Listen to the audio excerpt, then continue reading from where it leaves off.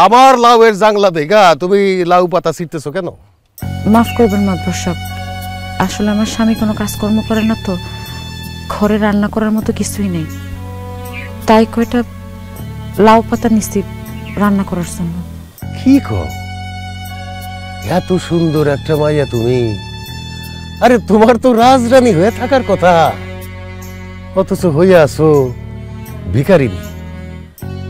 তোমার জামাই তোমার 2 বেলা ভাতই খাওয়াইতে পারে না। কোন ফকিন্দির পুত্রে বিয়া করছো? কার বউ তুমি? আমার বউ মাদবর সাহেব। খস কি কামাল, এটা তোর বউ? তোর তো সাম কপাল রে কামাল। তোর মতো চাল চুলাহীন বাদাইম্মা নেশাখোর এত সুন্দর একটা বউ পাইছস? তোর বউরে দেখা তো আমার হিংসা হইতেছে রে।